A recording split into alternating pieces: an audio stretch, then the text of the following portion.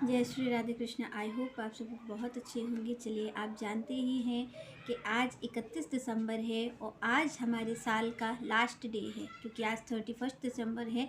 इसलिए जो हमारा पूरा साल है आज उसका अंतिम दिन है। तो इस अंतिम दिन को हम कैसे अच्छा बना सकते हैं, ये जो साल का आखिरी दिन है इसको आप कैसे अच्छा बना सकते हैं, इसके लिए आप क्या कर सकते हैं। क्योंकि आप देख रहे हैं 2023 है, इसमें हमारे और आपके जीवन में बहुत उतार चढ़ाव आए होंगे। कुछ आपको अच्छा भी मिला होगा और कुछ बुरा भी मिला होगा, क्योंकि ये तो सभी के जीवन में रहता है कि सुख और दुख तो दोनों आते ही रहते हैं।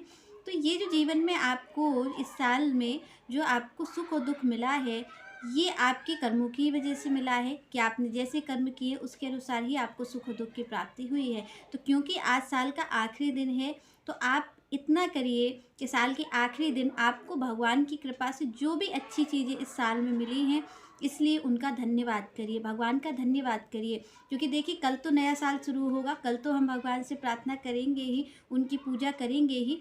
पर फिर भी आज हम क्या कर सकते हैं, क्योंकि देखिए कहते हैं कि अंत भला तो सब भला। तो यहाँ पर आपका जो अंतिम दिन है, आज जो आखिरी दिन है 31 दिसंबर, क्योंकि कल से नई साल शुरू हो रही है। तो इस अंतिम दिन पे आप भगवान का धन्यवाद ज़रूर करिए, क्योंकि उन्होंने आप पर कृपा की, जो कि आपको ये जो साल है ये आपको देखने को मिला। क्योंकि आप देखते हैं कई लोग ऐसे होंगे जिनके जीवन में नई साल भी नहीं आ पाएगी, पर आप और हम क्यों देख पा रहे हैं नए साल को, हम क्यों देख पाएंगे नए साल को? क्योंकि हम पर ठाकुर जी की कृपा है, क्योंकि हम पर भगवान की कृपा है। तो उनकी कृपा का आप धन्यवाद करिए। आज के दिन आप कोशिश करिए कि 10 मिनट 15 मिनट आप भगवान के पास बैठ करके उन्होंने जो आपको दे रखा है, क्या नहीं दिया है, इसके बारे में बिल्कुल भी मत सोचिएगा। जो आपको दे रखा है, ईमानदारी से उस चीज़ को आप ध्यान में रख करके भगवान का धन्यवाद करिए। तो जब आप और हम धन्यवाद करते हैं भगवान का, तब भगवान हम पर और कृपा करते हैं। क्यों? क्योंकि देखिए, आपको कोई चीज़ दे और आप उससे धन्यवाद कर दें तो सामने वाले व्यक्ति को खुशी होती है, क्योंकि वो आपको देने वाला तो वैसे भी है, पर आप धन्यवाद जब करते हैं तो आपका जो मन है वो भी खुश हो जाता है। तो आप ज़रूर से धन्यवाद करिए। भगवान ने आपको जो दे रखा है इस साल, आपको जो भी उन्होंने अच्छा किया है, बुरा किया है, जो भी अच्छा है, क्योंकि देखिए अच्छा बुरा तो कभी भगवान करते नहीं है, वो तो हमारे कर्मों के फलस्वरूप हमें मिलता है। पर यहाँ पर भगवान की कृपा से जो हमें अच्छा मिला है उसके लिए हमें धन्यवाद ज़रूर करना चाहिए। तो आप ज़रूर से धन्यवाद भगवान का ज़रूर करिएगा आज के दिन, क्योंकि आज हमारा जो साल का आखिरी दिन है। तो यहाँ पर आपको धन्यवाद करना है भगवान का। इसके साथ-साथ जो आपसे गलतियाँ हो गई हैं, जो आपने इस साल गलतियाँ कर दी थी, उस गलतियों की आपको क्षमा भी माँगनी है। भगवान से ये कोशिश करनी है कि भगवान, जो इस साल मैंने गलतियाँ कर दी, जो मैंने इस साल गलतियाँ की, उनके लिए हमें माफ़ कर दो। तो आपको धन्यवाद भी करना है उनकी कृपा का। उसके साथ-साथ आपको आज माफ़ी भी माँगनी है, क्योंकि देखिए आप और हमसे ऐसा नहीं होता कि हमसे कुछ गलत काम नहीं हुए हों, पर क्योंकि साल का आखिरी दिन है और फिर कल से नई साल शुरू हो रही है, हम एक नए जीवन का निर्माण कर सकते हैं। तो इसके लिए हम क्या करेंगे कि जो हमारे पुराने कर्म हैं, जैसे हमने कुछ गलती कर दी, कुछ पाप कर्म हमसे आपसे हो ही जाते हैं, तो उसके लिए भगवान से क्षमा भी माँगिए। उससे कोशिश करिएगा कि भगवान से कहिएगा कि जो मुझसे अपराध हो गए हैं, जाने अनजाने जो भी, उनकी आप मुझे क्षमा भी दे दो। तो भगवान से क्षमा भी माँगिए, जिससे कि देखिए इससे क्या होगा कि जब हम भगवान का धन्यवाद करेंगे और उनसे अपनी गलतियों की क्षमा माँगेंगे, तो क्या होगा, जब हम एक नए साल में प्रवेश करेंगे तो हमारे जीवन में जो फालतू की चीज़ें हैं, जो हम पर बोझ लदा हुआ है, वो बोझ खत्म हो जाएगा। एक नए साल की शुरुआत, एक नए जीवन की शुरुआत हम कर पाएँगे। क्योंकि देखिए पुरानी गलतियाँ हैं, पुरानी चीज़ें हैं, उनको अगर आप ध्यान में रखेंगे तो आपके लिए नया साल भी नया साल आपको नहीं लगेगा, क्योंकि आपके जीवन में कुछ भी परिवर्तन नहीं आया है। आप वैसा ही जीवन जी रहे हैं, जैसा आप 23 में जीवन जी रहे थे, वैसा ही आप 24 में जीने वाले हैं। पर यहाँ पर अंतर क्या हो गया, हम भगवान का धन्यवाद करेंगे, अपनी गलतियों की जब हम माफ़ी माँगेंगे कि हमने ये गलतियाँ कर दी, तो क्या होगा कि नए साल में उनकी कृपा होगी तो हम उन गलतियों को दोहराएँगे नहीं। नए साल में हम उन गलतियों को नहीं करेंगे। हम अपने एक नए जीवन की शुरुआत कर सकते हैं। इसके लिए भगवान से आप आज के दिन ज़रूर से माफ़ी माँगिए कि हमसे जो गलतियाँ हो गई हैं, जो हमसे पाप कर्म हो गए हैं जाने-अनजाने, उसकी भगवान हमें क्षमा दे दीजिए।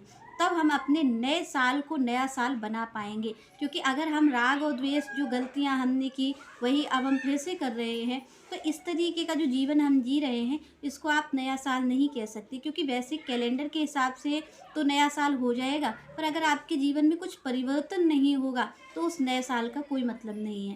तो यहाँ पर नया साल आपके लिए वाकई में नया होना चाहिए, जब आप अपने जीवन में परिवर्तन भी लाएं। तो यहाँ पर आपको धन्यवाद भी करना है और अपने जो जाने अनजाने आपसे पाप कर्म हो गए हैं, गलतियाँ हो गई हैं, उनकी क्षमा भी भगवान से मांगनी है। क्योंकि वो बहुत करुणा निधान है, वो बहुत कृपा निधान है। वो आप और हम पर जब कृपा करेंगे तब वाकई में हमारे जीवन में कुछ नया होगा। तो यहाँ पर आपको उन गलतियों की माफ़ी मांग लेनी है। तो भगवान से जब आप माफ़ी मांगेंगे तो आपका क्या होगा, जो आपके ऊपर बोझ है, जो आपके ऊपर आपको लगता है मन ही मन आप ये सोचते रहते हैं कि आपने गलत कर दिया, उस बार से आप मुक्त हो जाएंगे। और भगवान की कृपा होगी तो आप नए साल में उन गलतियों को नहीं करेंगे।